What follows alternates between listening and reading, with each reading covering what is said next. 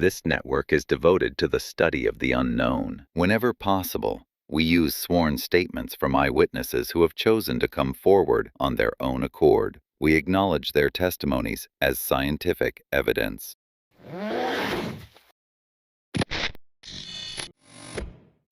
Tonight on the Ropa Network. For more than a century, the small town of Churubusco, Indiana has been connected to one of America's most unusual mysteries. Deep within the waters of Fulk Lake, witnesses claim to have seen an enormous snapping turtle unlike anything they have encountered before. What began as a single sighting soon became a community-wide phenomena. Farmers, fishermen, pastors, and lifelong residents all came forward with remarkable similar accounts, eventually leading to one of the most famous turtle hunts in American history. Tonight we speak with historian Chuck Jones and researcher Jeff Shenher as we explore the legend, the witnesses, and the enduring mystery of Oscar. Prehistoric relic or misidentified species of turtle? Join us for this story and more, and perhaps you too will believe.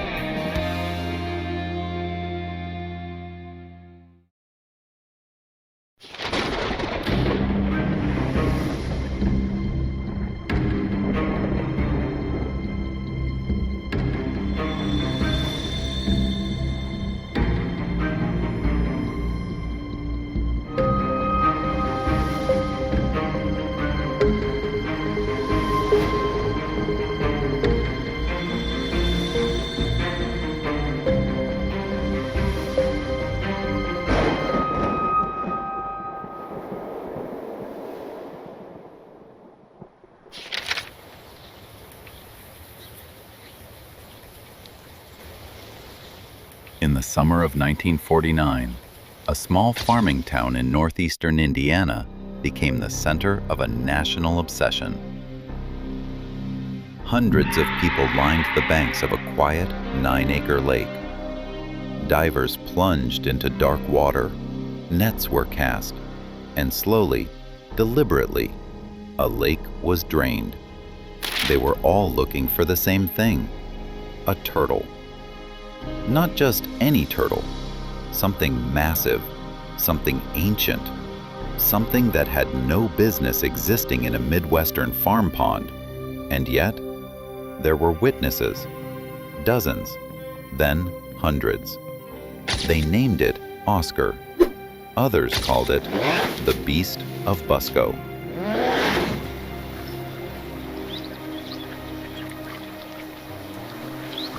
Churubusco is a town of barely a few thousand people, nestled in Whitley County, Indiana, about 20 miles northwest of Fort Wayne.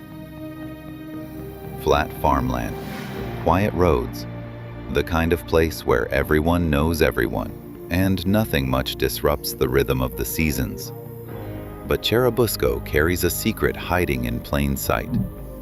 On the edge of a family farm sits a 9-acre glacial lake, Fulk Lake. Dark water, still surface, surrounded by fields that have barely changed in 150 years. And in that lake, something has been seen. Something that doesn't fit the landscape. Something that has turned this quiet, ordinary town into one of the most curious places in the American Midwest.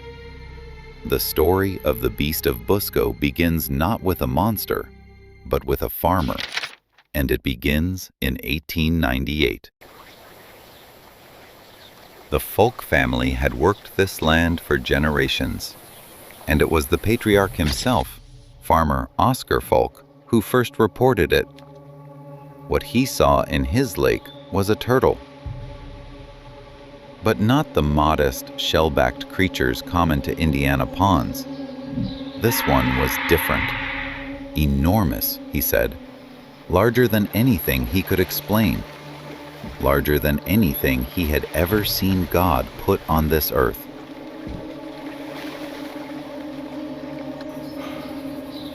Good Lord.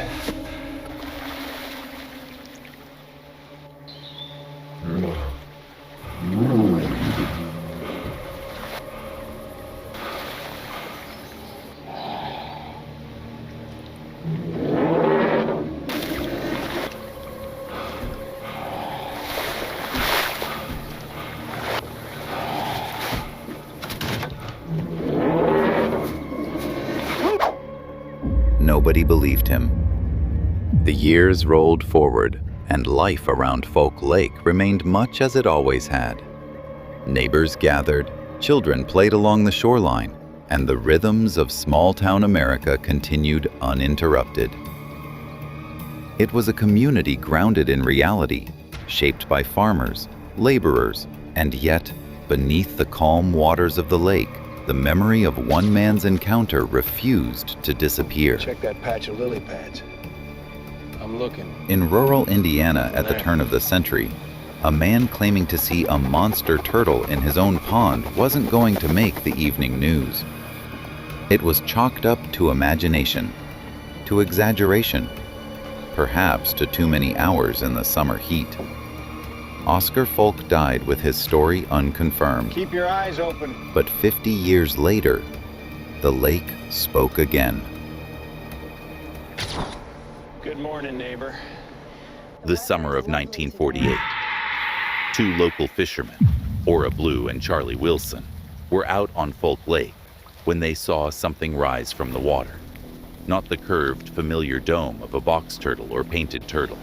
Something vast, dark, covered in moss, as though it had been alive, undisturbed, for decades without end. The water is thick with weeds today, ain't it? Yeah, but the fish are biting anyway. Oh, look at that. There's a whopper over there. Look at that.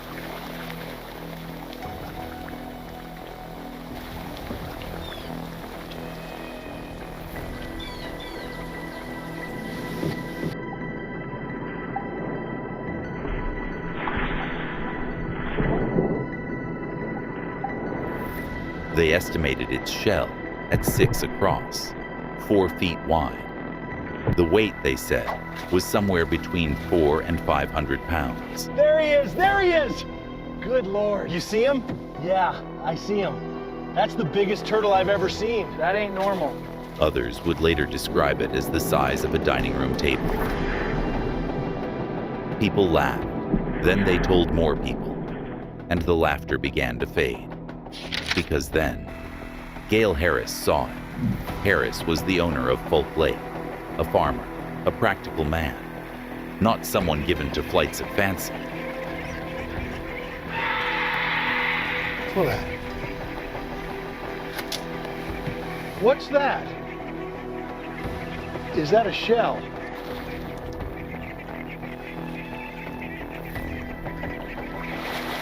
When Harris reported seeing the creature himself, What's that? standing at his own property, watching something ancient move through his water, the tone in Churubusco shifted. And then, Reverend Orville Reese added his voice, a man of faith, of community standing, a man with everything to lose and nothing to gain by fabricating a story about a I turtle. swear I saw something move under the reeds.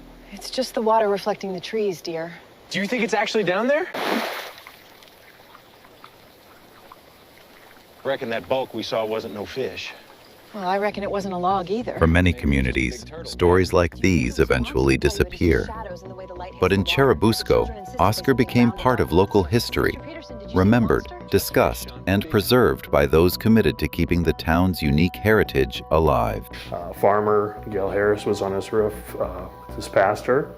They supposedly spotted a large turtle that surfaced in the middle of their lake. And so he went and told some friends, and they set out to capture this Beast of Busco. They set up traps, they tried to drain the lake, and there were numerous operations that they tried to capture this large turtle.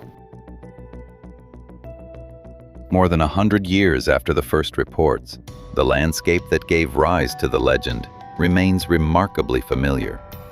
The lakes, marshes, and quiet waterways of northeastern Indiana continue to support a rich variety of wildlife. He was off on this hunt. The money, income coming in would be a problem. So for someone to take it to that extreme, I truly believe he did see something. And I think that's the best thing, that they didn't capture the turtle, because now that story could go on forever, you know, without the capture, and it becomes the Loch Ness Monster story or another folklore story that still grows with the community. Whether Oscar was a misunderstood animal, an extraordinary turtle, or something else entirely, the environment that inspired the mystery still exists today. Check the dates on this old log. On it. The witness claims the creature was twice the size of a normal snapping turtle. That aligns with the tracks found near the waterline. By early 1949, what had been a quiet local curiosity became a national story. Wire services picked it up. Newspapers ran front-page accounts just to stand at the edge of that flat Indiana lake and wonder. Reporters arrived, then tourists, We've been watching from the shore all morning. then the simply curious, driving from as far as Chicago and Columbus. Churubusco, population barely 1,000, was suddenly overwhelmed. Some accounts suggest thousands of visitors passed through that summer alone. And on October 13, 1949, in what remains the single most dramatic moment in this entire legend, over 200 people reportedly witnessed the creature surface simultaneously. The town organized. A committee was formed, the Turtle Committee. Harris became consumed by the hunt. His own money, his own time, his own reputation on the line. He hired professional divers who reported feeling something massive move beneath them. Watch the helmet. Careful there. Didn't see much down there, I reckon. All right, everyone, gather in a little closer. Let's get a pic. Hold still now. That's it. Everybody look this way. It's just too dark down there. I couldn't find anything. Didn't see a thing. But I'm not giving up. I'll put up my farm if I have to. How'd she fit? Any leaking problems? Could you issue see clearly down there? No issues whatsoever. It was too dark down there to see anything. I didn't realize how murky it was. Oscar did not surface. And so they made the decision that still defines this story. They drained the lake. For weeks, the water level dropped. The crowds watched. The mudflats expanded toward the center. The ancient bottom of Fulk Lake slowly emerged from the water. And when the last of the drainable water was gone, Fulk Lake gave up its secrets. Except one. Oscar was never found. The lake was refilled. Gale Harris, his health broken and his finances stretched to their limit, eventually walked away from the hunt that had consumed him. Churubusco returned to its quiet fields and flat horizons. But Oscar was never explained. So what was it? The most widely accepted answer among naturalists is the alligator snapping turtle, one of the most remarkable creatures God ever placed on this earth. The largest freshwater turtle species in North America. A creature of extraordinary power, a jaw that can shear through bone, and a patience that seems almost supernatural. A mature alligator snapper can exceed 200 pounds. Some documented specimens, living in isolated, undisturbed water, with abundant food and no human interference, have approached 300 pounds. Could one, given 50 years of uninterrupted life in a secluded glacial lake, grow to 400 pounds?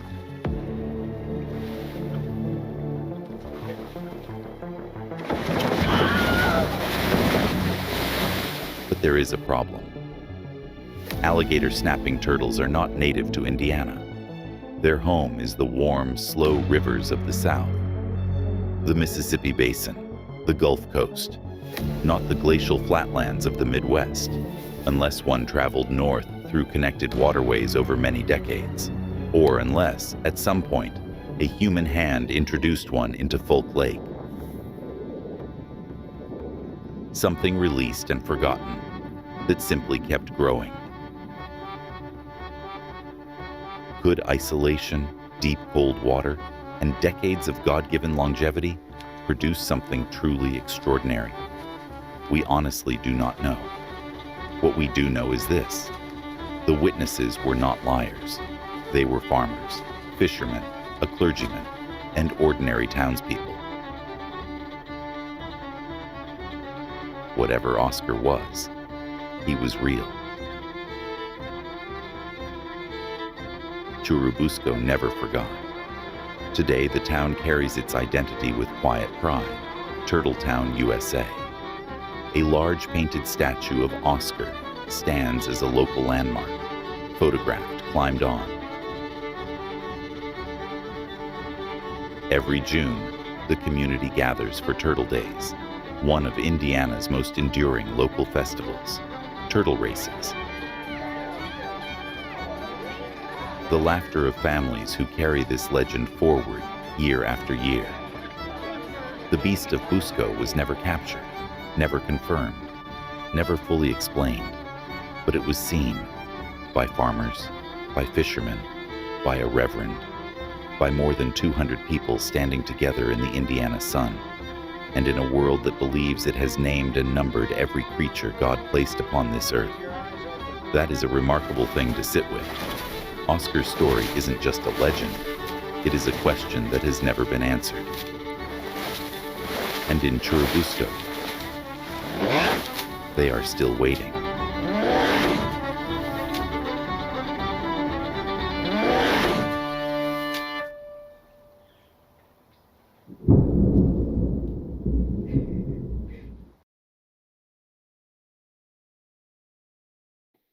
The waters of Fulk Lake have long since grown quiet, but the questions remain. Were the witnesses mistaken? Did an enormous reptile truly inhabit these waters? Or does Oscar represent something we have yet to fully understand? Whatever the answer may be, the legend endures, reminding us that even in familiar places, mysteries can still survive. Good to know. The world didn't end. It just changed. Out here, survival isn't a choice. It's a challenge. And challenge is what we're built for. We are the ones who weld through the storms with machines that endure and systems that evolve. In a world gone silent, we make noise. Apocalypse Manufacturing. Don't just survive, thrive. Every era has its moment. When people stop asking what's allowed and start asking what's possible. With people who take one more step when stopping would be easier. Don't stop. Challenge possible. Next. For more than a century, the story of Oscar has captured the imagination of Churubusco and beyond. Local historians help us separate folklore from fact as we take a closer look at the Beast of Busco.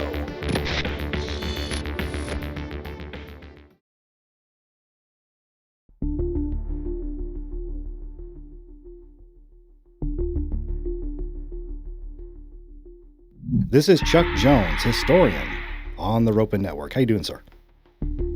I'm doing fine, thank you. Yeah, thank you for your time. I'd love to go through some of this information with you. It is very exciting to learn something about Oscar, which is what I believe they've named him.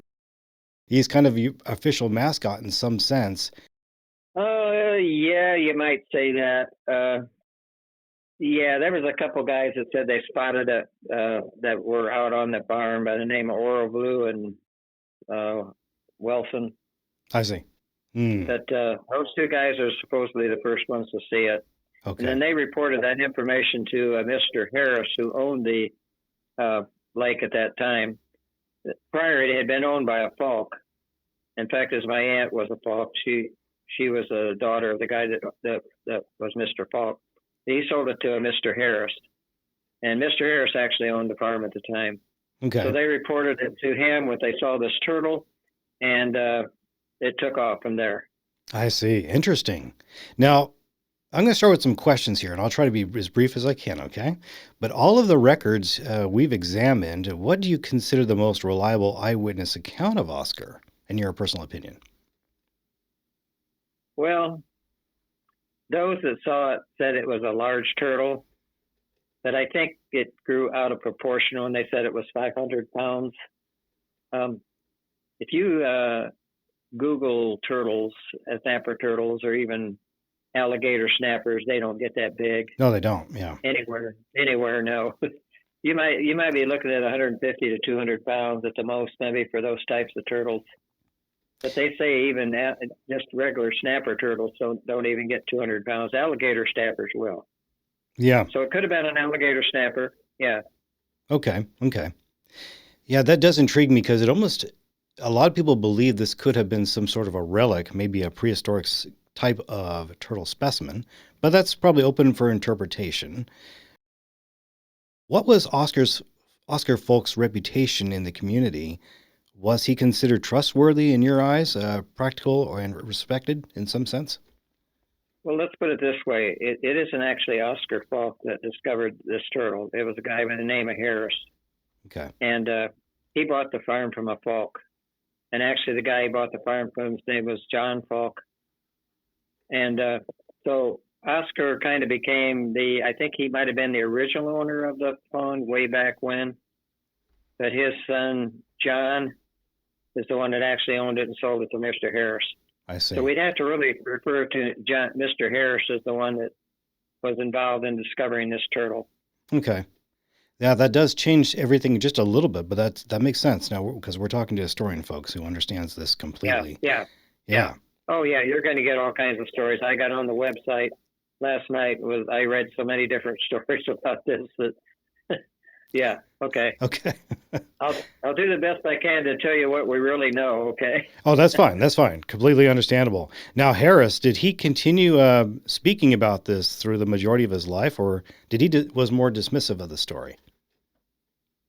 No, he was very much involved in it. He was one of them that helped hunt for this thing from whenever they started in March of 49 until they finally drained the lake, I think in October.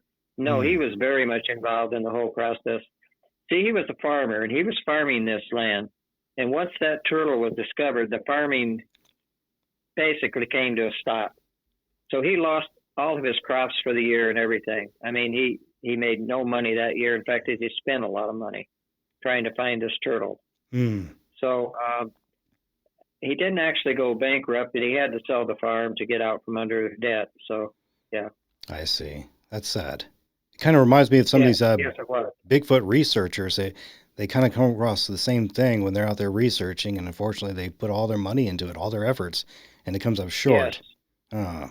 Yeah, and you know, having something discovered a considerable size compared to what you would think a turtle would be, you would want to find out what that was. That would be a curiosity, I'm sure, on his part. And they claim to have seen it several times. I have a newspaper publisher that I knew by the name of James Kirtley that said that he saw the turtle. Unfortunately, we don't have any verification of pictures or the size of the turtle other than what people say. Okay. So we have to go on that. Yeah. Yeah, we do. And again, this is where maybe stories twist and turn here and there depending on the individuals.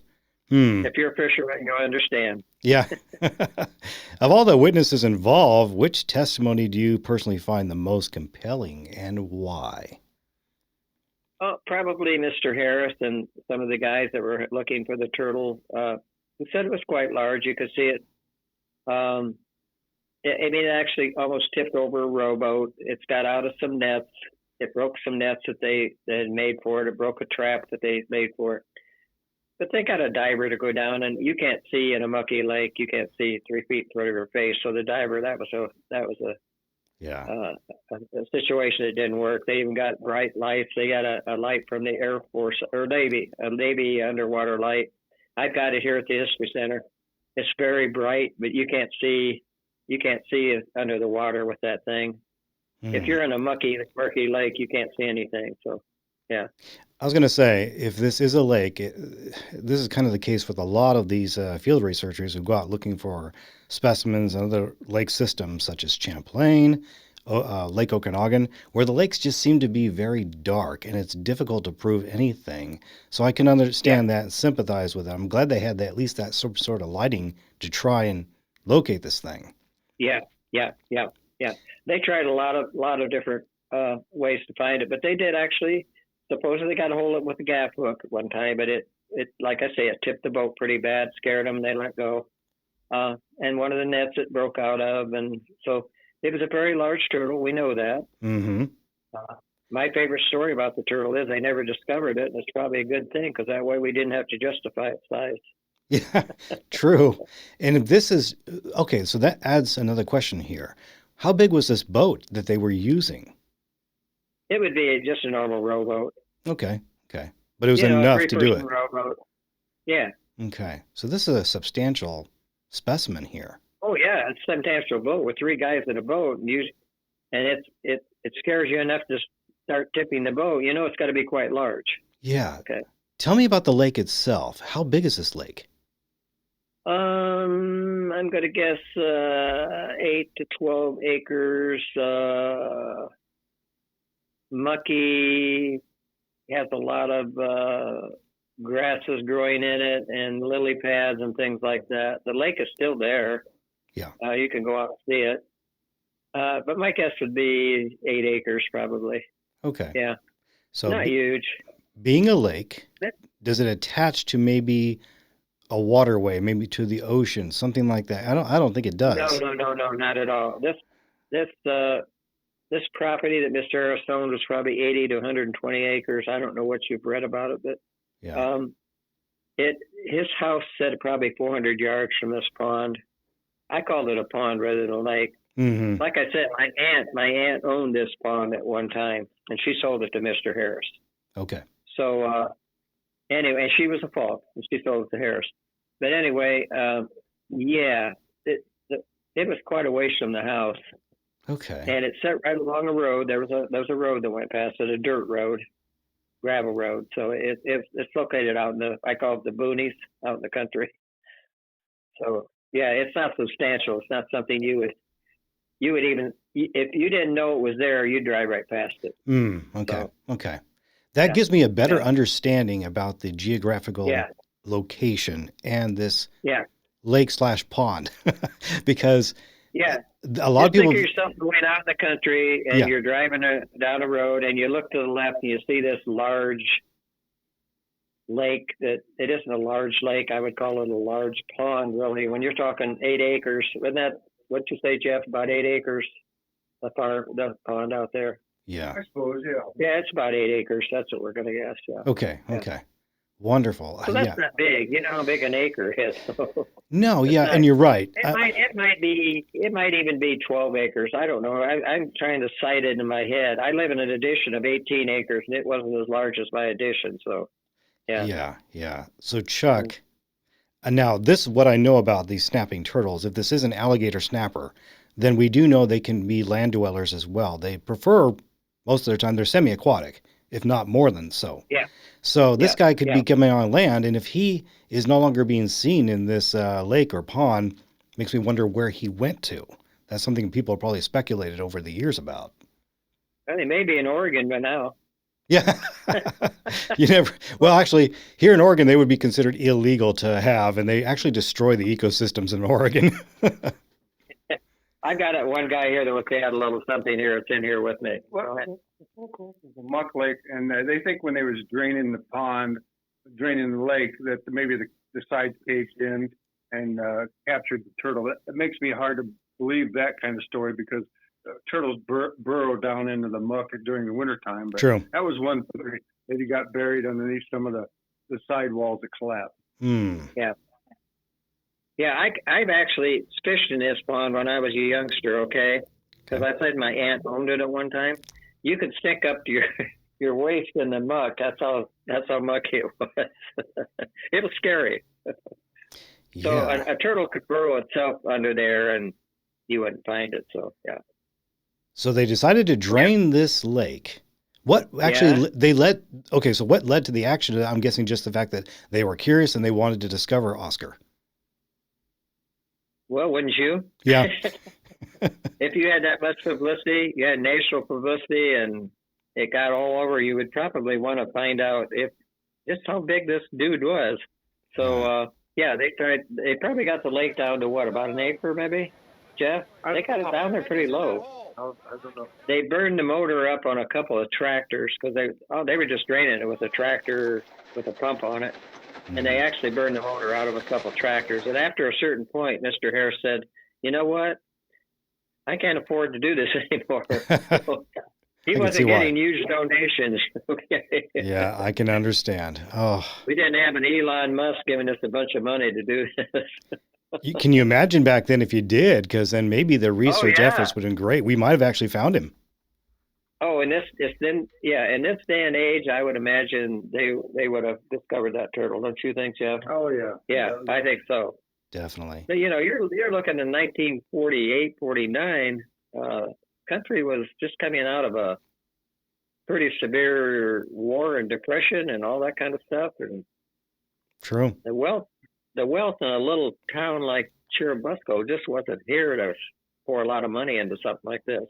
Mm-hmm. True. And nobody came forward that had a bunch of money and said, "Okay, let's put it towards that cause." So, yeah. Yeah.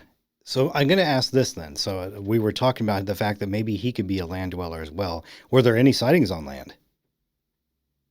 Was there any signs that he was on land? Yeah. Anybody report seeing him walking on land? Did you recall that, Jeff? I don't know. I don't recall anybody seeing him actually on land. Okay. No. Yeah, that could have been pretty key piece of important evidence there, if there was something. Yeah, that's so sad to hear. We've got a person around here who has some large turtles that he exhibits around. Okay. And he had a theory that kind of makes sense with, like over in Japan, they have lakes over there that have one big turtle in them, not this size, but and they kind of revere them. But back in the day when people would travel, they would throw a snapping turtle into a sack and tie it on the side of the wagon, and that would be their meal for the evening or something along that line. And he thinks possibly one of those alligators may have gotten loose into Fulk Lake and gotten bigger since he didn't have any competition. Yeah, that makes good sense. Yes, it does.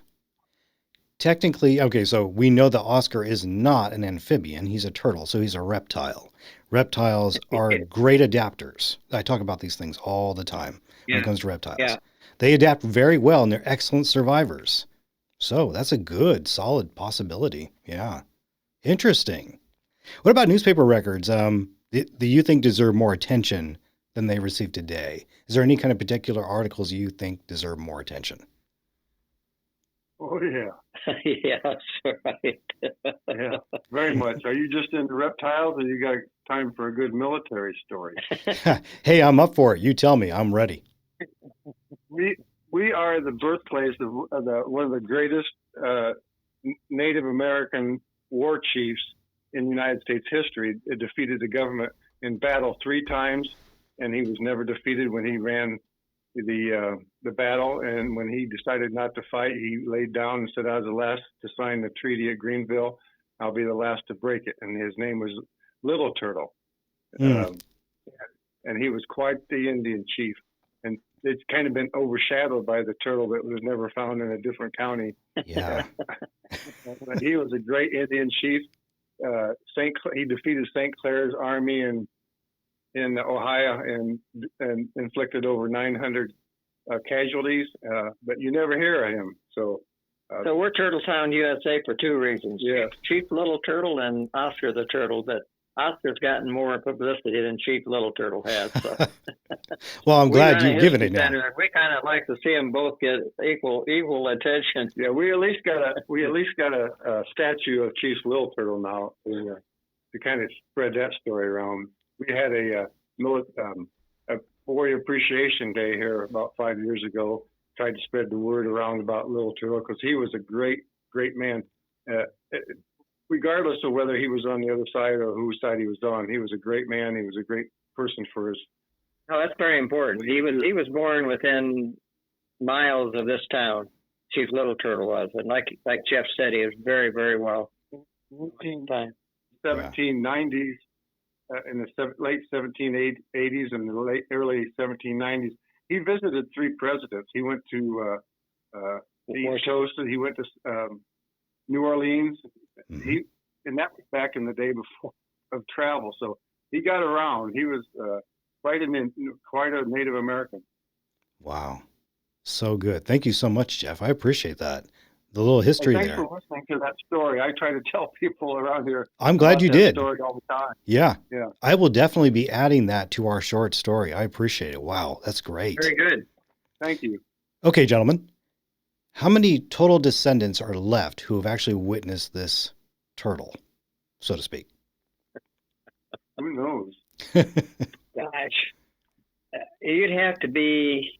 Not too many people. No, just 75, and he wasn't alive when they discovered this, but of course he heard stories. But I'm probably one of the few people in this town that's left that was actually here at the time that was discovered. So I've told the story many times on public television out here on Channel 39, we call it, PBS. And I always conclude the story by saying that, we're kind of glad they didn't catch Oscar, because it makes the story a heck of a lot better. It does. It always adds to the mystery. I have to agree there. But no, we believe that there was a large turtle. We believe that the effort to find it was authentic, because we know about all that. Yeah. But, it never happened. We can't justify it. So we know that all we know is it was a true story, at least. Okay. We can't justify the size of the turtle. Oh, no doubt about it. It definitely was a true story. I believe it. Yeah. Now, let's come back to when the lake was drained, though. Okay, gentlemen? When it was drained, did they find anything? I know they didn't. We talked about that. We never found Oscar himself. Was there anything else? Maybe artifacts? Any kind of? Well, they found 40 and 50 pound turtles, and that's a pretty good sized turtle. You find a turtle that weighs 50 pounds, it's pretty good size. Yeah, it is. But no, they didn't find any other artifacts that I know of, did they, Jeff? No, I don't think they got it down low enough to really be able to see anything down. It's so mucky, it's just anything that was a artifact would have been buried. I see. There wasn't any, no Roman artifacts, at least in the pond, okay. So that means they got this pond completely drained. No, probably down to an acre or two, or the pictures I've seen, it was an acre or two. Okay. So, yeah. So when you hear about someone doing this, I know the audience would want to hear this.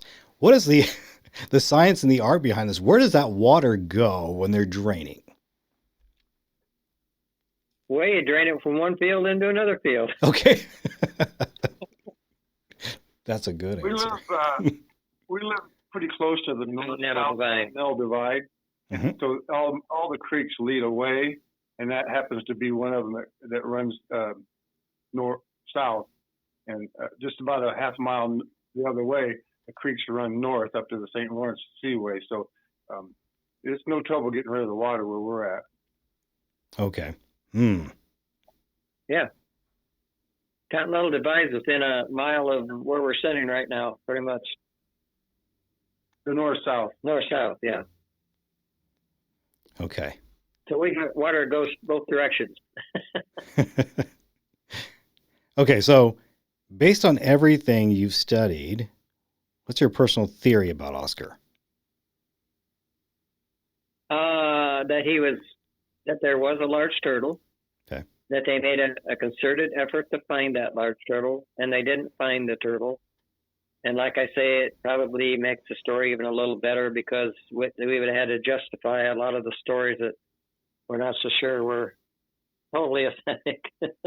Yeah. Right, Jeff? Yeah. Okay. And I'm thinking that when I look at Indiana itself, we know that there are plenty of turtles in this state. So it's not unheard of to think that something like this could have survived in Indiana. Yeah, in that kind of a lake it could have survived because of the muck. It could bury itself in the winter quite deep. But you take a lot of sand lakes and so forth, it wouldn't have survived. It would have. You got to have how many feet of water for even fish to survive? About 8 feet of water and for fish to survive in the winter here. Yeah, Because it's got to get down low enough below the ice to survive. So Fulk Lake probably at its deepest point, what would you guess? 10, 12 feet maybe? Yeah, it's not very deep. No, it's not very deep, but it's so mucky. So you can bury yourself pretty deep into that muck. So that's probably how it survived. Yeah. Yeah. So what do you think has made this legend endure for all these years? What do you think's pretty much fascinated about everybody about it, in your opinion? People like monsters. Yeah. Yeah, but, people like monsters. We've got books here in the History Center written by college doctorates. They're doing doctorates on folklore and stuff. We've had folklore people in here. We've even had young kids from out of state visit the History Center wanting to know about these turtles because there's a curiosity about it. And this was apparently a slow news year back in 1948. Mm-hmm. It was widely covered. It was heard all over. In fact, if you would take a vacation after this happened, and I did, you could be almost anywhere in the United States and you'd say Churubusco and somebody would say, oh, the large turtle. Yeah. Wow. How about that? Wow. No, it's kind of dwindled now. Not too many people know about it, but people still drive through this town. I was at a restaurant today eating, and the waitress said, we probably have 3 or 4 people a week stop in here and ask about the turtle. Yep. So we have a brochure that we put out that we put in the restaurants that they can read a short story about it. So we have turtle races here every year that my cousin and I started in 1968, and we still have them as a part of the Turtle Day Festival. Wonderful. So there will be at least 200 turtles entered in these races, and it's still very popular. So yeah, it is. Yeah, Now, you brought up a good concept here. I'd love to hear more about Turtle Days and when it begins this year. Well, it's a 4-day event, and it's just a small town festival is all. It's nothing, they got some rides that come in that travel from week to week to here and there and every place else. And then they have some vendors that sell stuff, and it's not a huge event, but it's still existed for since 1950. Mm-hmm. So this is the 76th year, I guess, for it. Wow. But it's just a small town festival, and people come to it, and we have a parade. It's not a huge parade or anything, but local clubs take place in the school and stuff like that, the little league teams and that kind of stuff. So yeah. Anyway, it's not a huge festival. In other words, it isn't like a state fair or anything like that. Okay. Well, still, it's pretty important. It reminds me of the other towns I've visited when I've researched their folklore, such as Enfield, Illinois, where they would have mule days. Their big mascot was a mule. So that's if it brings the community together. Did you? Pardon? No, I was actually saying that it really brings the community together. It has an event that has been remembered. Yeah. Right. Yeah. And people come from far and wide sometimes just to see what Turtle Days is all about. You're celebrating a turtle. What's that all about? That's true. I was actually going to come from Oregon to be a part of Turtle Days, but unfortunately I couldn't make it this time. Yeah. But like Jim said, though, we still like to push Little Turtle, and that hasn't been pushed over the years.